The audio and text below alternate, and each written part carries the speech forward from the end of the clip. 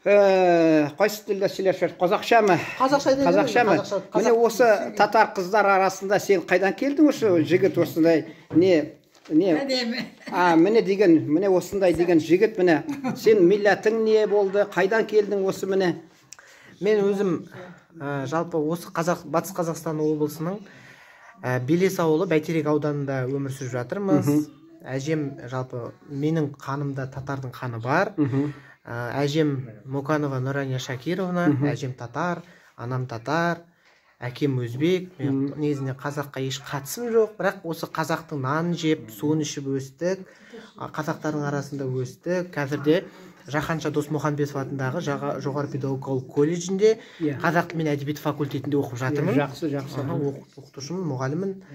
Енді мен бұл орталыққа келгенім жалпы бір концерт болайын деп жатыр. Сонда үстіме бір татарский киім керек болды да. Енді мен неге осы татардың тілін неге дамытпасқа? Неге біздің татарлар неге Ресейдің құрамына кетті?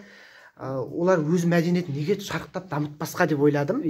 Сосын мен енді үлкен әжем бар, өте бір өзі таза татарша сөйледі, таза башкирянка болды.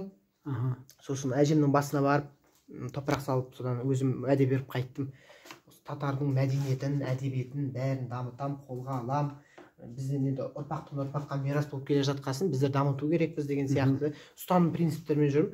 Қазірде сол киімді алуға келгеннен кейін Гүлмира апамен, Эмгүлсім Әбикамен танышып, міне сол кісілердің арқасында осы орталықта отырмын. Осы кісілердің арқасы, мен осы әжелерімнің, әбилерімнің қасында отырған маған өте ұнайды. Жырлап, халқымыздың бүткіл фольклорын қозғап, тіпті мені Тоймазы районына да, Қазанға да барып келдік, бәріне жіберіп жатыр. Енді барынша қолдау көрсетіп жатыр. Татар халқы жасасын, рахмет. Гүрләп яшасын. Ғұрурланамыз татар халқы білән. Болды. Руың бар ма сіздің? Бізде ру жоқ. Ру жоқ. Іштей бөлінеді, бірақ мен одан бейхабармын қазір. Менде осында марқұм енді апамның немерелері бар, немересі. Енді аның атасы, немеренің атасы татар, менің племянник енді. Анасы қазақ.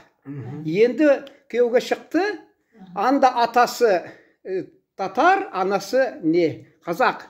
Рулар жоқ. Мен Оренбургда отырдық, сонда шай іштік, сонда Құран оқыттық, квартира алды менің бір племянник. Сонда мен айтам, сен руың жоқ. Сен қазақ па? Жоқ, мен татар дейді. Мен түбәтей не кедің татар? Мен татар ғой дейді, мен қазақ емес де. Міне рахмет, міне осылай жүрегіме май болды ғой, рахмет. Біз татарны бітірмеңіз, қазақтар бауырларымыз. Біз негізінде бүкіл былай негізі географияны оқитын болсаңыздар, татарлардың көп шоғырланған жері осы Орал шаһары дейді. Татарлар Оралда көп. Негізі қазірде жастар бар, татарлардың ішінде жастар ұлтынан балдар бар, бірақ олар өз мәдениетін білмейді, өз тілдерін білмейді, дамытқысы келмейді. Білмеймін қазір не болып жатқан, бірақ үлкен кісілер қолға алып, осыны алға бастаса, жақсы болар еді деп ойлаймыз енді. Міне тілін сақласаңыз, осы бек сауап бола, осы татар тілін сақласаңыз, чүнки бұрын заманнан келген, осы татарлар келген ғой, осы алфавит, азбукны кетіріп, арабша кім үйретті осы?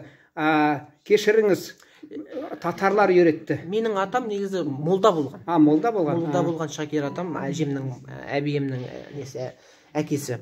Молда болған, ол кісі көп шәкірттер тәрбиелеген дейді.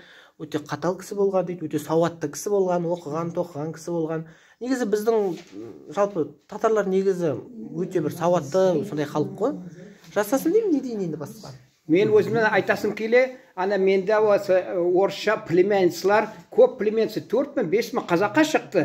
Тек бір осы менің племянник қазақ қызын алды. Мен айтам 5-1, маған 4 әлі нәрсе қалым бермеділер ғой сол рулар. Онда бар осы Тама менің племянница шықты ғой. Осында міне Ақсайда шықты. Осында бар менің Ысық деген Ақтөбеде Ысық. Ол бермеді ғой. Бермеді бізге қалым. Көп қазақ рулары бізге қалым борышы бар. Борыш не? Қазақша білмеймін ғой. Должны. Рахмет, жақсы болды. Құдай бәрекат берсін сізге. Рахмет, аман болыңыз. Рахмет.